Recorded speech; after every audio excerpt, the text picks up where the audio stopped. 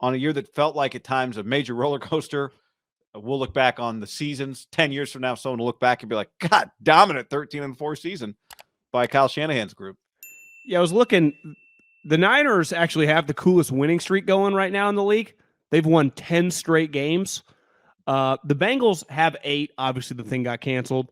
The Bills have 7, so it's hard. Those kind of got to throw out the window. The Cardinals have a 7-game losing streak.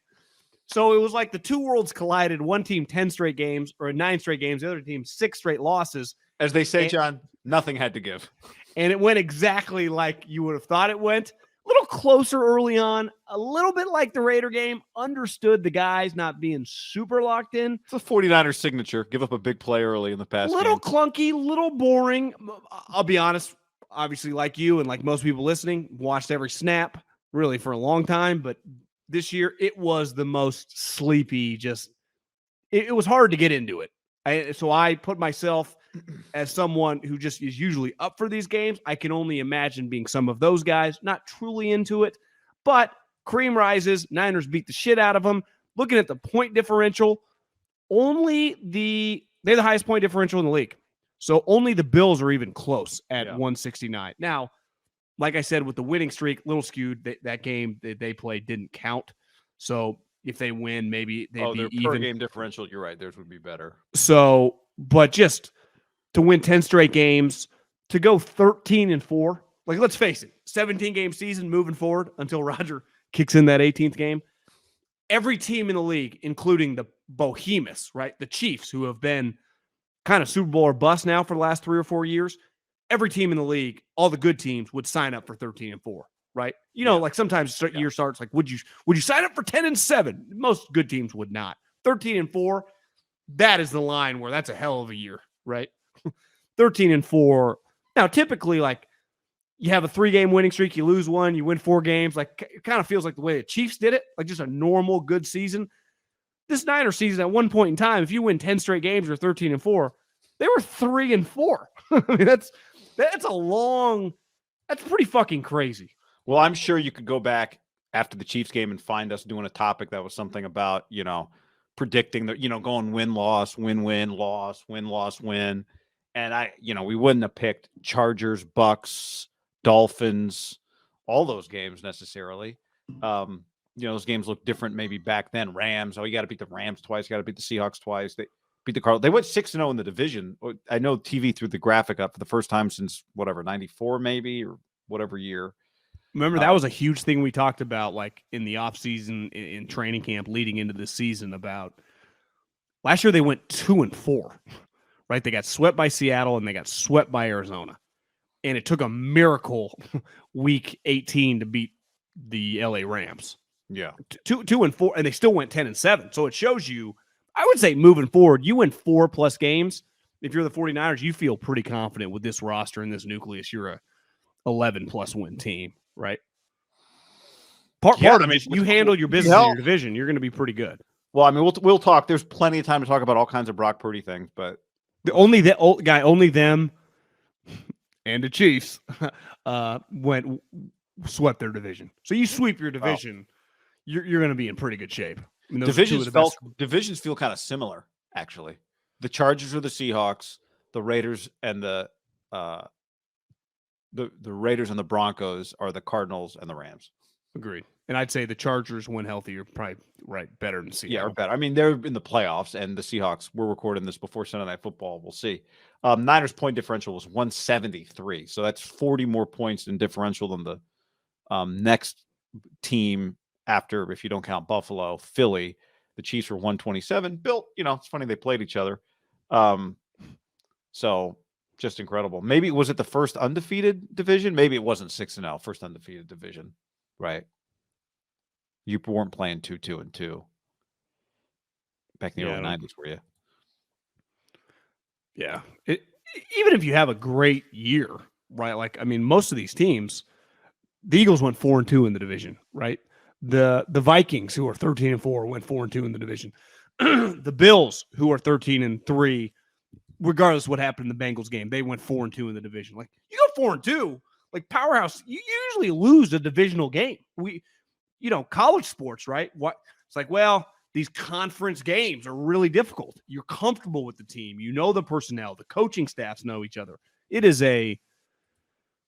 that's a huge advantage when you do that. And honestly, them going 6-0 in the division was a huge difference why, they made up for blowing those 2 out of the 3 early games, right, against Denver and Chicago, who turned out to be 2 of the shittiest.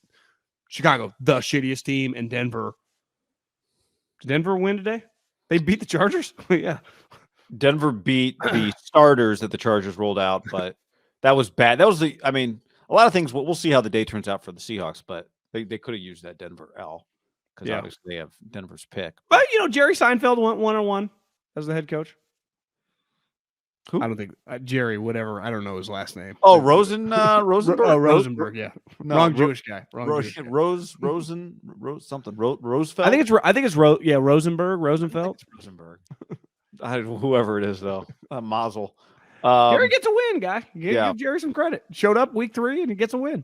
So somebody put in the chat, Kyle Shanahan will never be under 500 again, for his career record.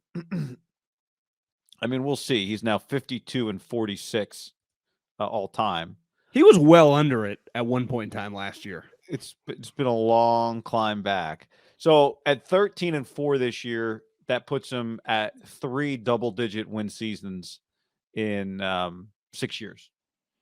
3 double-digit win seasons in 6 years. A 6-win, a 4-win, a 6-win, a 13-win, a 10-win, a 13-3 win, a 10-7.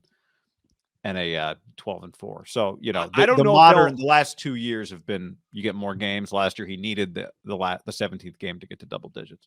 I don't know if he'll accomplish more than the 19 team that won multiple playoff games, won the NFC, and, could have easily won the Super Bowl.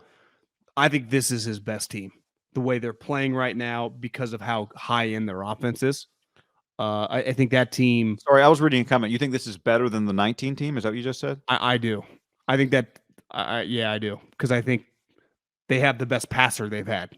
Anytime you have the best passer, and obviously they are. What's the difference? Well, they had Mozart. Well, this team has McCaffrey. Maybe that team defensively was a little deeper up front, right? Sorry. This team's just more explosive on offense, I think. That defense I think was better. Although this is a better Bosa. I think that secondary might have been. Well, actually, I shouldn't say that. I don't know. Was that secondary better? I mean, the safeties on this team. The safeties, excuse me. Well, I mean, Charvarius. Sean Gibson picks it off Charvarius. You'd say Richards probably just more. He just felt a little more comfortable with him, but I don't think the gap, what that version of Richard Sherman and what they're getting out of is that deep. You would say Mosley's probably a better play than Lenore, but they do a good job of mixing and matching. Buckner was on that team, but I don't watch this team and think they lack anything from a defensive standpoint. Anyway, what I was going to get at is, at the end of the day, as good as that defense was, they had to play the Chiefs and they had to score points, and they didn't score enough points in that Super Bowl. Now, you could argue, well, they also didn't get the stop that they needed on Spider 2, Y, Wasp, but I think they need a little more juice offensively, and this team has it. So I hadn't thought about it that way until you said it, but I think you might be right about it.